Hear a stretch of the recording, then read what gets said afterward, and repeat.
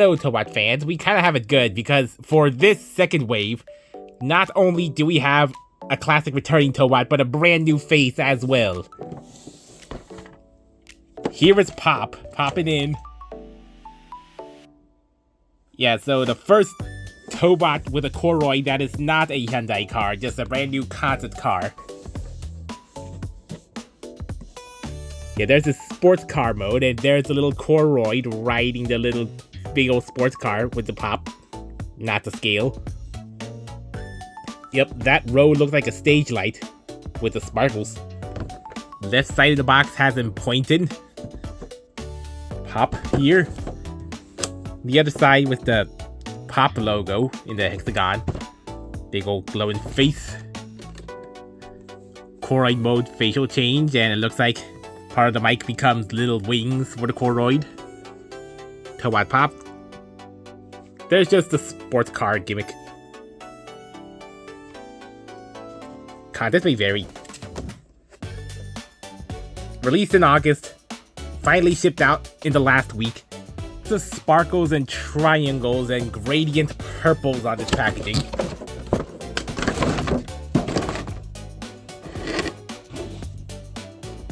And of course the cards are off to the side, but unprotected. I guess for certain Tobots with accessories, they don't protect the cards.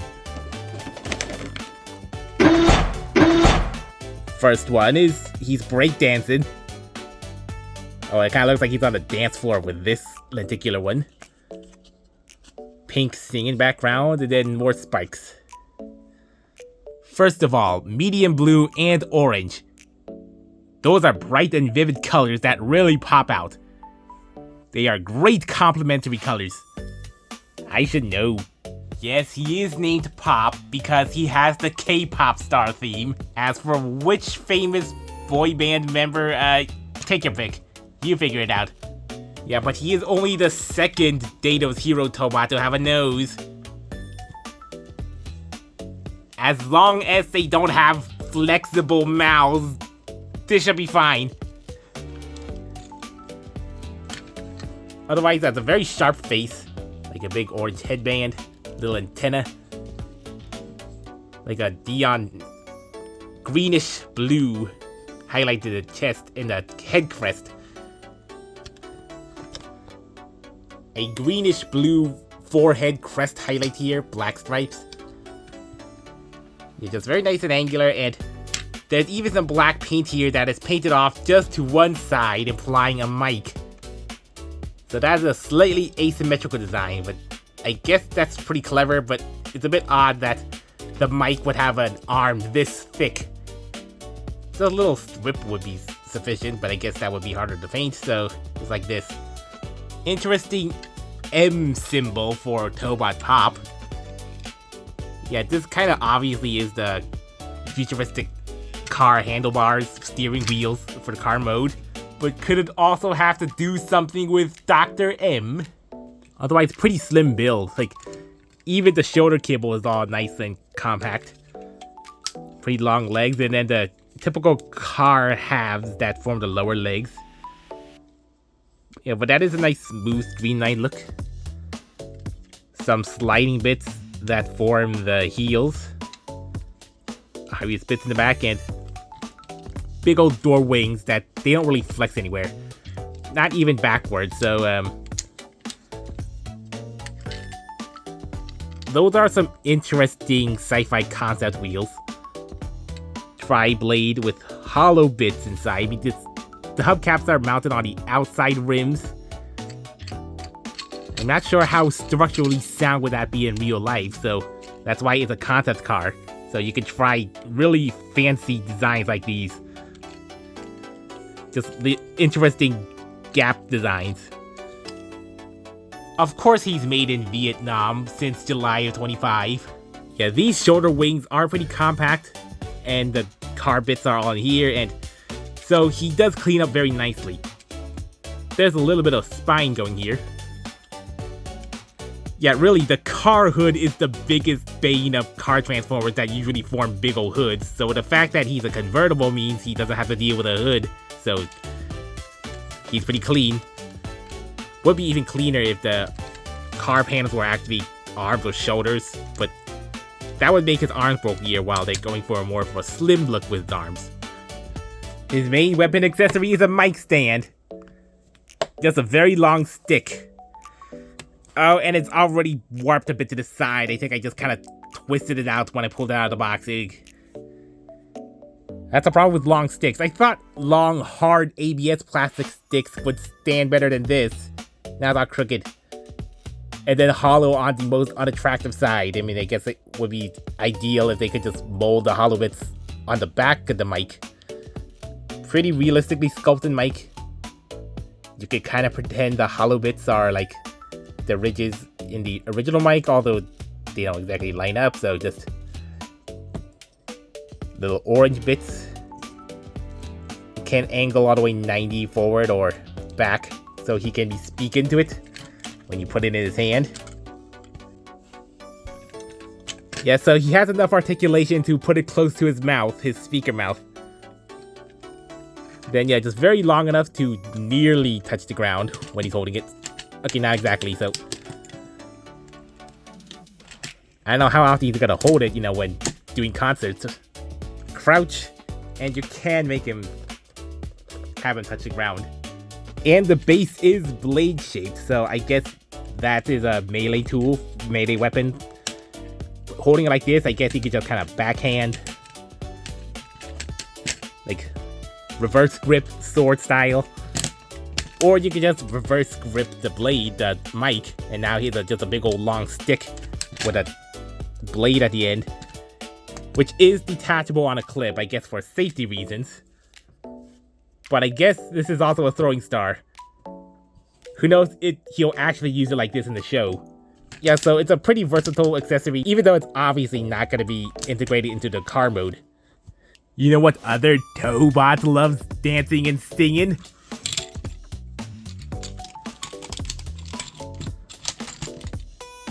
Aw, it's loose. I thought we finally had a use for his 4mm-ish round handholds that he has no accessories to hold with. I mean, he can still use it, but you know, sorry, big boss. Maybe you're off better busking to pop the articulation. Unintentional, but you can kind of nudge his head a little bit downward on the swivel. Soft ratchety all the way around, kibble in the way. I guess it can fold out like that. Arms out that much on an offset shoulder joint, so that's not perfectly central, so offset shoulders should give more outward motion in theory, but it should have been the other way around to give it full motion. But he does have elbows and bicep swivels on those very short arms, so yeah, they managed to get bicep swivels in this very narrow of a space. If Tobot can do it, why not KRBrickBot and Tobot? Because of budget. Wrist inward for transformation. Ratchety waist swivel. Octagonal. Ratchety splits. Full unimpeded. Okay. They had to have connector holes to impede the articulation here. When there's no kibble, there's something getting in the way. Pretty long knees that go all the way here, even with folded card cable.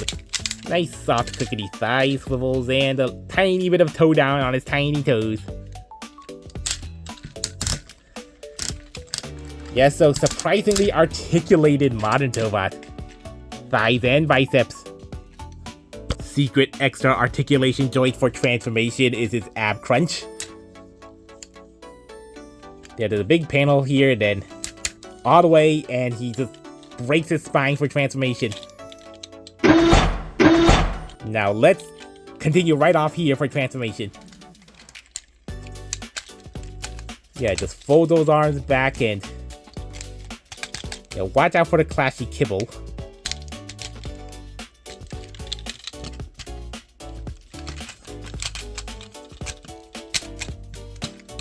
Yeah, looks like the pretty short arms fold up like this. Mind the direction of the arms. That's a pretty soft click actually, because I haven't folded down these yet. Now this should all click into place. Thigh rotate. Waist rotates. That is very tight waist.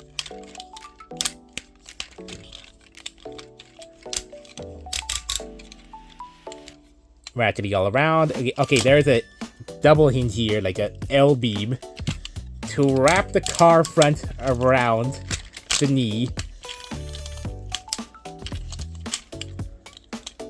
That's pretty clever.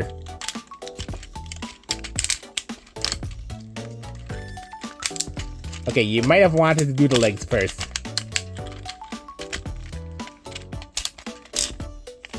Yeah, definitely the legs first.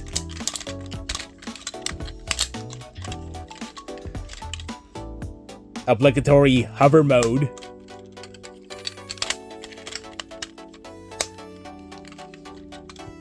There is some click in those articulation blocking protruding thigh pegs.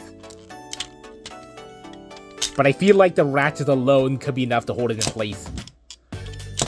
A sports car that is our first ever Tobot open convertible.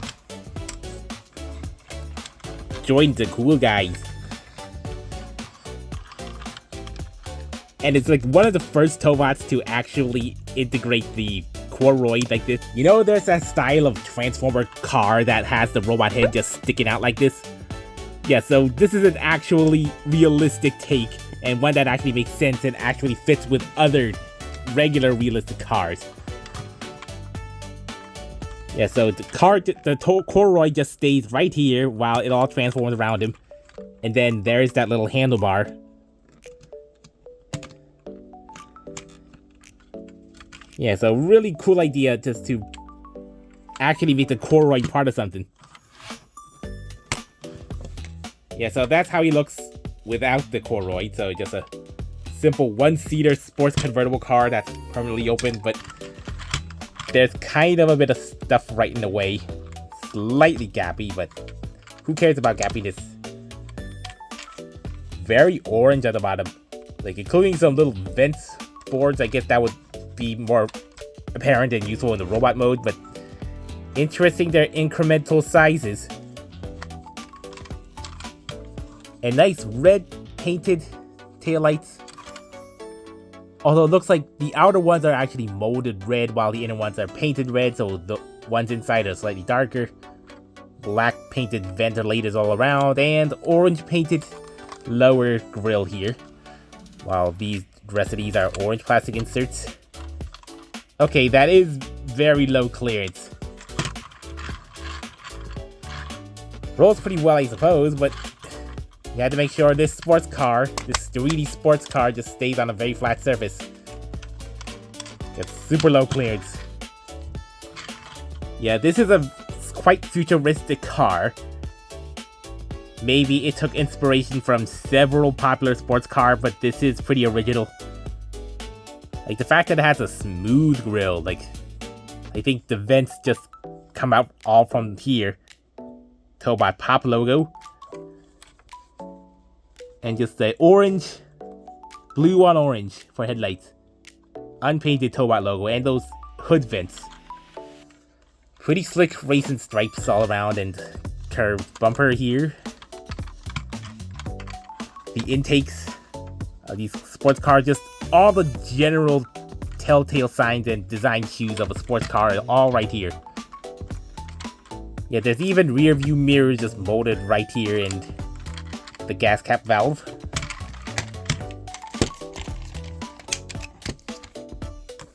Oh yeah, in case the police officer wants to take it out for custody. There's our little pop star. Always smiling. Though it is funny, there is an actual case where his Coreoid face was printed on the wrong side. Yes, so he did get a mouth on the nose face. This is kind of softer than usually expected, and not quite in the center. You see, there's Pop permanently molded on his little tummy. Hear that, Deborah? You can't just reduce him to Tobot P because you already have a Tobot P, so we're gonna have a P and a Pop. And he has little holes and a slot to put his little bit of microphone here. Little guy has wings. Makes you wonder why Coreoid W doesn't have wings. If you're still in the camp where real car Tobots are not quite your thing, well, good news, you have another concept sports car Tobot for the cool factor.